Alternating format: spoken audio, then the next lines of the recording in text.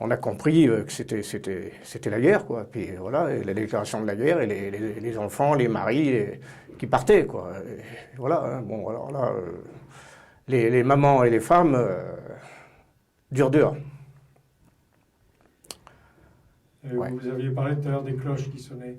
Pardon? Vous avez parlé tout à l'heure des cloches qui sonnaient. Ah oui. Ben oui, les cloches sonnent, hein. La mobilisation générale, ça sonne de partout, hein. C'est comme le 8 mai, hein. J'étais à Sainte-Lorine, on a tiré les cloches pendant 48 heures, hein, à la Libération, hein. Mais je me trouvais là-bas où nous étions réfugiés. Je dis, les mamans et les mères de famille et les épouses, bon, avaient compris que c'est...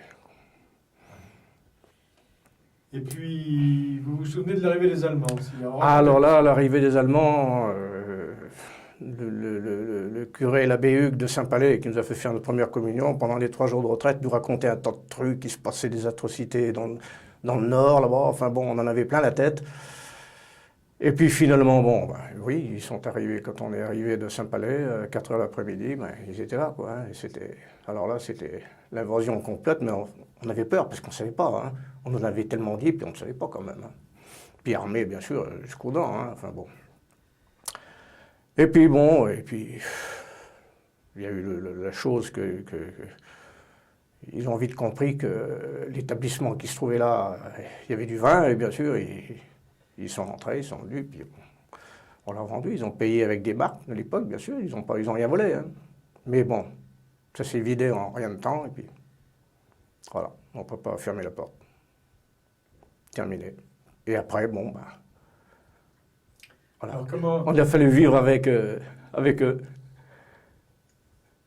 Mais on en a fait, hein. On les taquinait quand même. On était gamins, mais bon. Qu'est-ce que vous leur faisiez? Oh, ils avaient leurs chevaux sur le marais de Nozan, à l'époque où il y avait le Macalou, là, vous voyez, juste après le parc, là. Il y avait tout le marais, là. Parce qu'ils avaient leurs chevaux derrière, en face de la mairie, il y avait des grands hangars. En face de l'église, il y avait des grands hangars où ils avaient leurs chevaux, là. Et puis ils mettaient leurs chevaux dans le marais. Alors on allait ouvrir les barrières, on faisait sortir les chevaux, on fermait les barrières, puis on allait les prévenir que les chevaux étaient sortis. Et on leur donnait un coup de main à les rentrer, ils nous filaient une boule de pain. On se débrouillait au mieux de toutes sortes de trucs, quoi, d'astuces. Mais enfin, je ne peux pas dire que... moi, j'en ai pas. J'ai vécu avec eux, j'ai travaillé avec eux. Je ne peux pas dire que j'ai eu des moments, sauf une fois. Alors là, c'est un moment terrible et qui veut dire quelque chose sur ce qui se passe en ce moment. À l'époque où on allait aux pommes de pin, à la Grande Côte, ça se passait. Et on était passé par derrière, on n'était pas passé par le chemin où il y avait sur les champs de mines, il y avait des pancartes Achtung Minen. Mais comme on était passé par le bois, l'intérieur du bois, il y avait 2 fils, c'est tout. Et bien sûr que sur le champ de mines, il y en avait des pommes de pin. Mais personne n'allait y aller. Mais nous, on n'avait pas vu que c'était le champ de mines. Et heureusement que c'était les mines anti-chars, qu'il fallait quand même 80 kilos pour les faire sauter. Et le soldat allemand, quand il nous a vus là, de l'autre côté, qu'ils étaient entre la dune et les blocos, c'était juste derrière la dune à l'époque. Enfin, où ils sont toujours du reste. Achtung, il s'est foutu. Achtung Minen, Achtung Minen, Achtung Minen. Alors, on avait peur, on s'est planqué. Les autres copains se sont tirés, puis avec mon frère, on est resté. Alors, on a compris qu'on était sur le champ de mine. Alors là, on n'osait plus mettre un pied par terre, on était paralysés, quoi. Mais finalement, on est quand même sortis, et ils nous ont emmenés au poste. Et là, on est tombé sur un lieutenant, un grand type, parlait le français mieux que nous. Il n'était pas content, bien sûr, de nous voir se promener sur le champ de mine, qu'on risquait l'accident, c'était pas... Alors, à la fin, avant de partir, il nous a laissé partir quand même, mais j'ai cru quand même qu'il allait nous tabasser. Mais non, il nous a laissé partir. Il nous a menacé 2-3 fois, mais sans plus. Puis finalement, il nous a dit, voilà, l'anecdote que je voulais vous dire, et ça, je l'ai encore dans mes oreilles. Tous les jours, les Français prient pour un débarquement des Anglais et des Américains, mais eux, ils vous apprendront à lire. Ça, je l'ai entendu. Vous voyez déjà, en 1943, ça fait 60 ans. Ouais. Et ça, vous savez, je veux mourir à l'instant si je vous raconte des... Et ces pommes de pin, vous alliez les ramasser pourquoi? Pour les vendre ici à Royan. On venait les vendre à Royan. Pour nous faire de l'argent, pour vivre, il fallait faire quelque chose. Il y avait où travailler pour. Il y avait rien à faire à l'époque. Hein.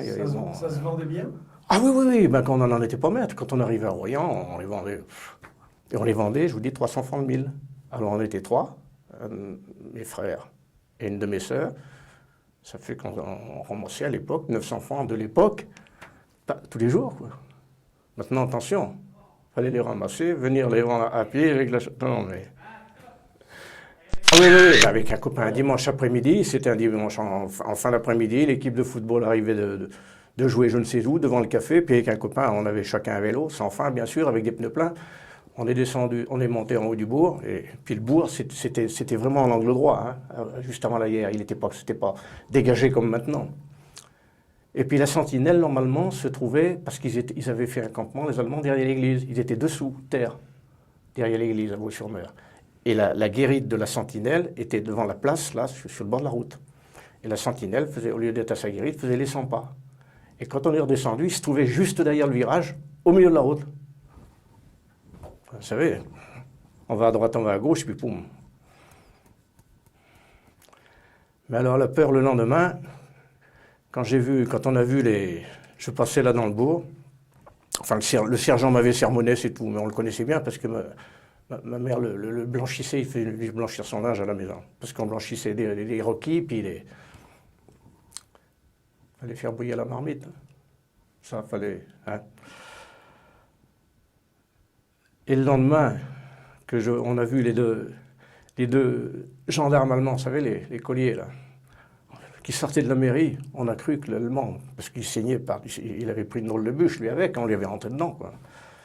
Alors, dans notre tête, il a dit, qu'est-ce qui s'est passé? L'Allemand doit être blessé, ou... Alors, on est rentré, mais effectivement, c'était pas pour ça qu'il venait, quoi. Ça s'est arrêté là, quoi.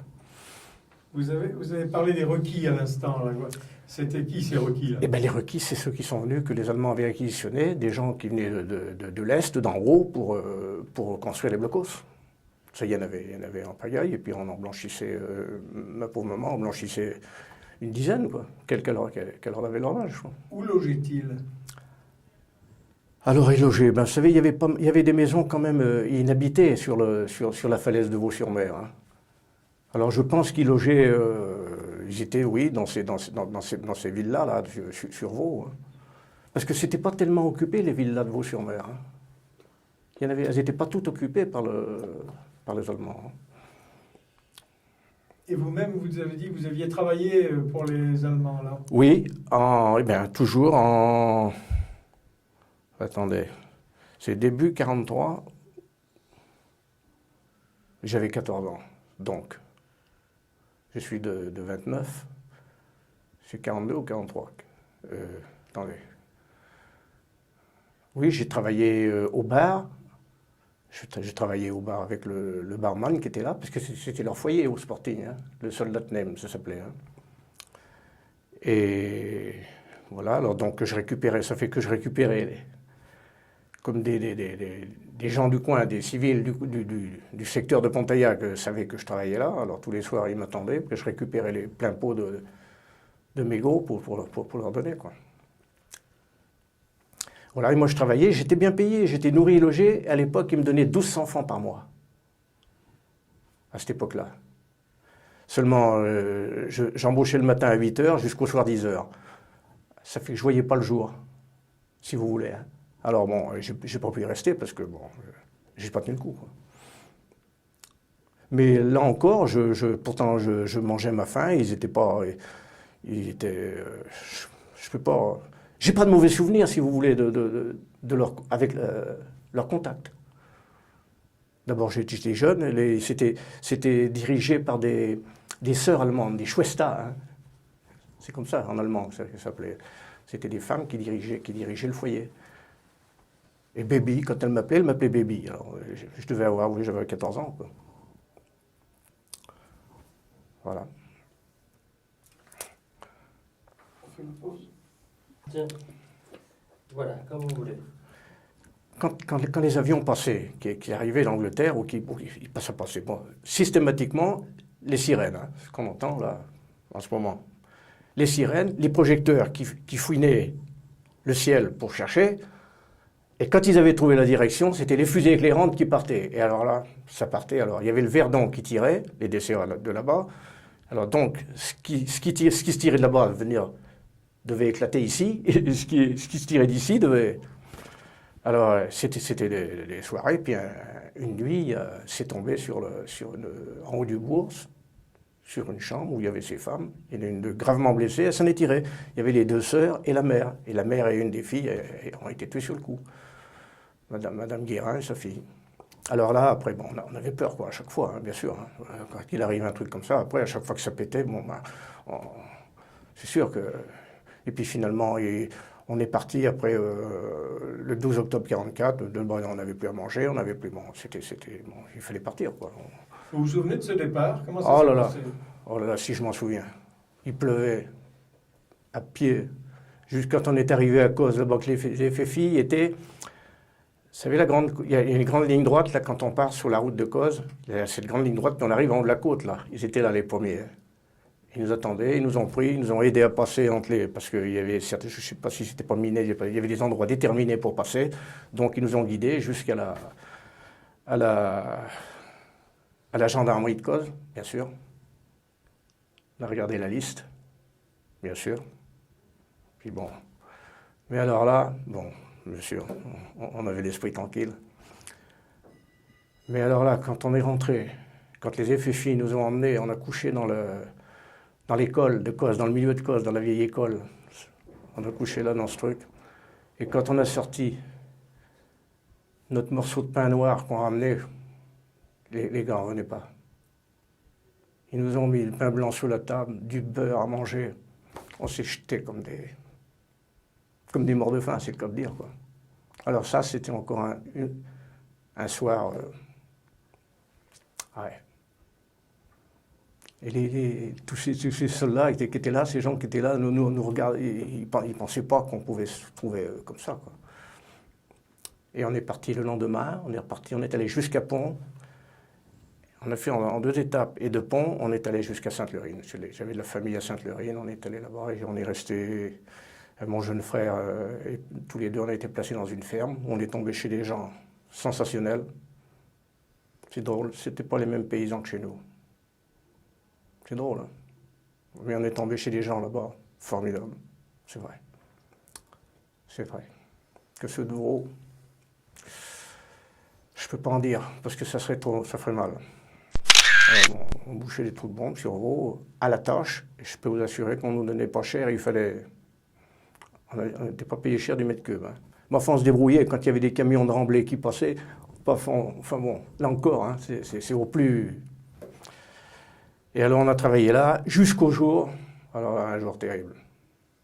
J'étais avec mon jeune frère, exactement à l'endroit, juste devant le gymnase à Vaux-sur-Mer, là quand on descend, là, il y avait un trou immense qui faisait peut-être un trou de bombe de 20 mètres de diamètre à peu près, énorme. Vous savez qu'à cet endroit-là, c'était le champ de mine qui passait de Nozan jusqu'à Jaffes.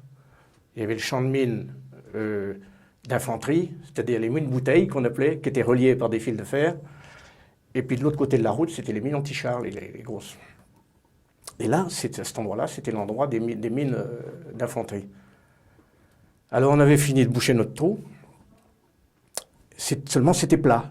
Alors le chef de chantier vient, il nous dit, écoutez les enfants, vous me faites une petite piquée encore tout le tour et vous me faites un dôme parce que ça s'affaisse toujours au milieu. Bien sûr, c'était logique. Nous voilà repartis, moi j'avais la pioche et mon frère roulait la brouette. Tout d'un coup, un bout de bois. Je tape le bout de bois, l'ami était au bout.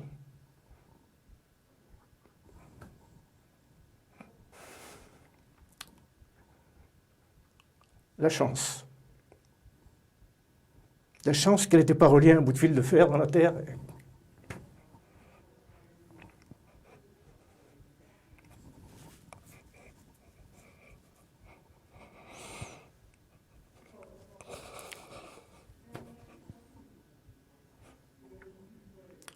Beaucoup de chance. Plusieurs fois, j'ai eu de la chance comme ça.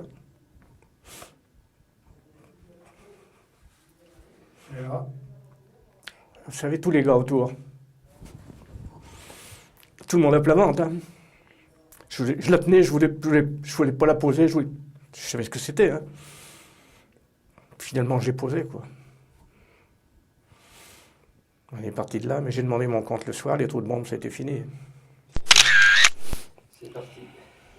Bon, alors, vous étiez 10 enfants à table, et le pain manquait, comment ça se passait? Ah ben oui, le pain, c'est-à-dire, on avait les tickets, hein, bon, au 15-20 du mois, on avait mangé tous les tickets. Hein. C'était des cartes d'alimentation, c'était des cartes, hein, les tickets. Bon, il y avait tant, ça faisait tant de grammes et pas plus. Hein. Donc, bon, quand il n'y avait plus de tickets, alors il fallait faire comment? Bon, on mangeait sans pain. Hein. Et je portais notre sucre, on se privait de notre sucre pour le porter à une ferme. J'allais, moi, à l'autre côté de Nancra, là-bas, avec mon vélo à pneus plein, pour aller chercher des œufs, des pommes de terre, ce que je pouvais. Mais si j'apportais pas du sucre ou du chocolat, on ne me vendait rien. Donc, on mangeait de la saccharine, on se privait de notre sucre pour pouvoir avoir des pommes de terre et autres. Ouais. Et oui, et là, il n'y avait pas de 36 solutions, il y avait, bon, et moi, je faisais partie, mon autre frère, qui était un peu plus vieux que moi, était parti à Paris, il est parti en 41, donc j'étais là, et tout le monde était là, mes sœurs étaient là, et bon, il fallait vivre, quoi, il fallait survivre. Et après la moisson, vous alliez glaner? Ah ben, la moisson, on allait glaner, oui, mais je vous dis, il fallait attendre que les quintaux soient sortis des champs, hein, parce qu'ils ne nous toléraient pas, les cultivateurs, tant que les quintaux n'étaient pas sortis. Hein. Alors on allait glaner, on glanait, puis on battait le blé sur un drap dans la cour, on l'éventait dans le courant d'air, et puis on allait le concasser la nuit. Voilà, il y avait deux personnes qui avaient 2 concasseurs à Vaux-sur-Mer, je ne veux pas citer de nom, mais bon. Et on y allait la nuit, et tourner la manivelle, et pour faire de la farine, et on se faisait de la bouillie avec. Voilà. Tout le temps des moissons, quoi. Ça durait 1 mois et demi, 2 mois, quoi. Bon. Ça, il en restait pas dans les champs, hein, quand on en avait passé plusieurs fois. Et oui. Et que vous faisiez quoi avec cette farine? Pardon? Qu'est-ce que vous faisiez avec la farine? De la bouillie ou des galettes ou des... C'est votre mère qui préparait... Voilà, ah oui, c'était la maman qui nous préparait ça, bien sûr, oui. Mais j'en ai une anecdote en 40 qui est plus terrible. Quand j'ai quitté l'école en 41, j'avais 13 ans, 42, et je suis allé travailler dans une ferme, en dehors de Vaux-sur-Mer. Et puis, j'étais nourri toute la journée. Et le soir, il me donnait 2 litres de lait, comme rémunération de mon travail de la journée. Puis un jour, ma maman me dit, mais il est fade ton lait. Mais il est fade mon lait. Il est fade, c'est du lait. Je vois, il arrive de tirer les vaches. Il prend le jalon et il remplit les pots qui sont là. Seulement un jour, je suis arrivé avant. Et instinctivement, je prends toujours regarder de mon pot. Il ne pouvait pas être servi. C'est bien pour... Pas le coup de chance, mais enfin, pourquoi j'ai regardé dans le pot? Il était à moitié d'eau. Et dans ma petite tête, parce que c'est sûr que je vous l'ai déjà dit, j'étais crédule. Je croyais tout. Et en tout. Et à tous. J'ai dit, il a mis de l'eau dans le pot pour le rafraîchir en attendant de mettre le lait. Seulement quand il est arrivé avec le jalon de lait, tiré des vaches, il a enlevé les couvercles. Je n'ai pas regardé les autres pots, hein. Est-ce qu'il y en avait aussi, je ne sais pas. Mais dans le mien, il était à moitié toujours. C'était un pot de 2 litres, bleu, je me rappelle, petit pot. Alors j'ai compris, bien sûr. J'ai vu, il fallait que je voie pour comprendre. Si je ne voyais pas, je ne comprenais pas. J'y suis pas retourné. On n'a rien dit, mais je ne suis pas revenu. Là, j'ai dit, le lait, oui, il est fade. Je sais pourquoi maintenant. Et oui, j'avais 13 ans. Ouais. Ben, il n'avait pas peur, ce monsieur. Et il me prenait ma carte d'alimentation. Hein. Et on ne mangeait pas de sucre ni rien du tout. Hein. Il me prenait ma... On ne peut pas dire de non. Mais c'est là. Il faut le faire, des trucs comme ça. Ouais, oui. Je vous dis, dans ces moments difficiles, il y a des adultes c'est ceux qui font n'importe quoi. Voilà. Et puis bien sûr, à celui qui ne peut pas se défendre. Et toujours pareil, hein, la force. Moi, je suis le plus fort, tu te tais ou...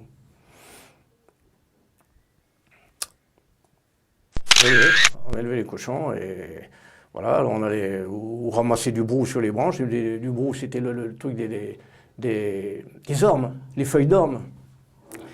Et alors, on allait dans les cuisines allemandes et puis on récupérait tous les eaux grasses, et y compris les restes, tout ce qu'il y avait. On mettait une poubelle là et pouf, ils nous mettaient tout dedans, quoi.